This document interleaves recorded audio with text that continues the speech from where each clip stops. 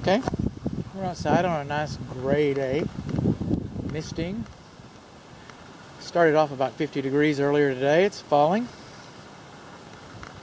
It was raining earlier tonight. Humidity's about 100%. Well, in the northeast corner. In the northeast corner we have some high soil. High soil here. We have water collecting here.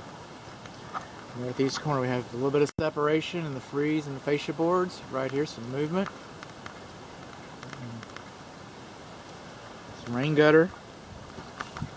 It's clogged. Check this out. You can see how it goes against the trunk of this tree, and it's got all the debris in there, and now the water is just busting out of the seams. If it's bigger than 3 inches around, it's a tree. Trees should not be closer than 25 feet to a structure. I get it, it's a bush, it's pretty. You know what? We got negative drainage, we got those roots right there, we got that clogged gutter, and this corner of the house was the highest measurement. Actually, I think the highest measurement was from the middle of the north bedroom floor. But right here in this corner was the highest measurement. These are called weep holes. Okay? Those are good things. Brick is a great exterior. It's fireproof. It's insulating. It lasts for a long time ever. Alright? But it's also porous and it accepts water, so we design it to have these weep holes, and that's a good thing. Most of the time it's water vapor that comes out of those. If you have an event, I've seen a couple, I hope you don't, but if you have an event, water will come out of these. So that's what they're there for. They're not there by accident. This is the front exterior bib faucet. Should be insulated, should be supported, should have a vacuum breaker. Moving on along. Coming across the front, the north side of the house. Alright, right here, this is exposed rebar. And we've had some spalling, that's what this is called. That's popping and expose this bar. And you can paint it a little bit. It's going to come back. Really what you probably need, what you do need, I don't write prescriptions, but by the way, is some cement patch that was chemically formulated to bond like that. Around where the siding is so close to this cement, not so much over in that corner, but over here on this end, this siding is here. And by the way, this siding was put there for a reason. This vertical trim board was always there. But this siding, this horizontal trim board, alright, that's repairs.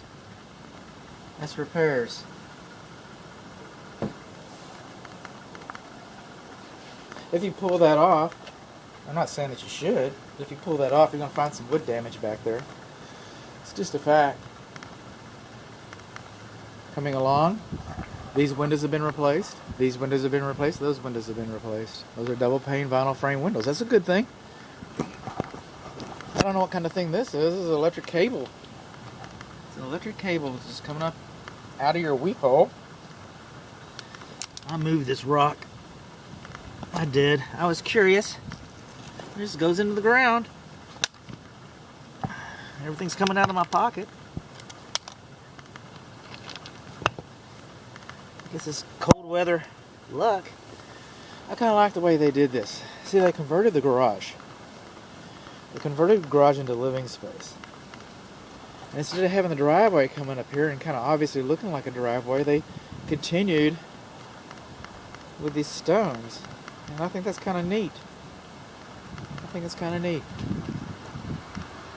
Now, they did such a job converting the garage into a master suite that I doubt this garage will ever be converted back. But if it were, you just pull this out and re-pour the sidewalk. And as you can tell, now the driveway is no longer attached, so this is beyond the scope of the inspection. But this driveway is pretty much cracked up here. It's pretty much cracked up, so sometime in the future, we're probably going to be looking at, if you redid the garage, if you're redoing the driveway, and sometime in the future, you're probably looking at redoing the driveway regardless. But it's the same with the neighbors. Every driveway on this street looks like this. This is not unique. You can still park on it. This rain gutter is hanging. Look at that. It wasn't secured right. You see that shiny metal between the shingles and the rain gutter? Okay? It's not supposed to be notched like that. It's been compromised. The good thing is that the flashing is extending over the rain gutter. It hardly ever does that. But the bad thing is that at what cost? What did they do to the rain gutter? To the flashing, excuse me. So that's something to take into consideration. Moving along, a tree. It's a magnolia. I don't know too much about trees. Tomato trees, potato trees. Maybe that's not a magnolia. Okay, that's not, excuse me. See, I told you, don't listen to me. I don't know anything about trees. So this foundation, this is screeded over here. This is screeded because it was a cement slab foundation where the garage was. We do not know if it was a floating slab or not. So I can't say that it's a continuous slab. I can't say that it's a monolithic. Because of the rebar in here, we pretty much know that it's not a post-tension cable. So we're just left with slab on grade. I like to get it a little more descriptive than that, but you know, sometimes you can't. Not required to, but you know, inquiring minds want to know. Inquiring minds want to know. This trim board. How long have you been zoomed out? I'm sorry. This trim board, okay, is directly on the cement. There's nothing to keep the water from wicking up in it. Nothing to keep the water from wicking up into that. There should have been some flashing underneath there, or a screed. It should have been a screed.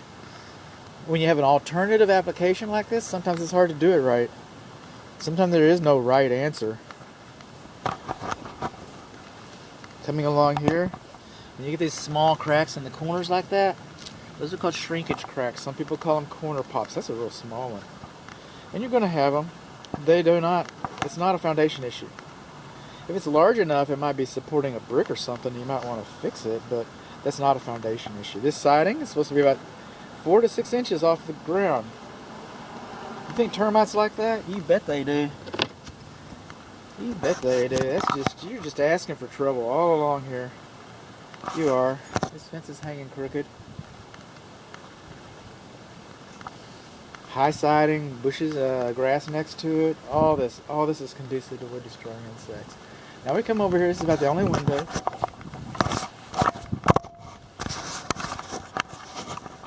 About the only window, because the rest of them are so close to the fascia. But we're out over here. There's some of this. Again, we have some of this board. See that trim board? That wasn't there. That wasn't there. And I can't see behind it, but I'll bet you when these panels were the butt seams, I bet they did not have step flashing in them. How do you know that, bud? Because the window doesn't, not step flashing, excuse me, Z-bar flashing. How do you know that, bud? Because the window doesn't have Z-bar flashing either. The window doesn't have Z-bar flashing. By the way, most of the single pane, this one has been fixed. I mean, I don't mean fixed like as in corrected. I mean it's been painted closed and cannot open. And since this is in the bathroom, it's so close, probably should be tempered safety glass. Probably should be tempered safety glass. Might do some measuring in here. This is electric service panel. It's actually in pretty good shape. With this hole in the wall, that's where the meter used to be. Think that's a good way to seal it? I don't. Anyway, there we go.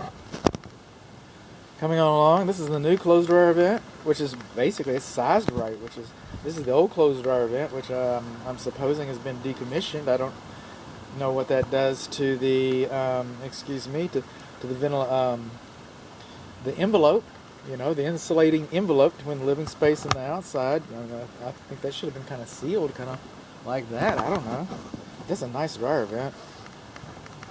Nice dryer vent is not flashed. Those are not sealed. Then we come over here. We got some water damage, that's for sure. Some water damage right in here. Oh, here's another thing that this is close. see how much battery we got. Okay, remember the edge flashing I was complaining about before? See where it's lapped right there? It's supposed to be lapped a minimum of 2 inches. Minimum 2, it looks like it's about 1.5 inches. Oh my God. But it is. It's supposed to be, you know, sorry, it's the rules. I didn't make them up. We got wood rot on the fascia. We got wood rot on the soffit. This deck has been painted. Alright, so it can't breathe. This deck can't breathe.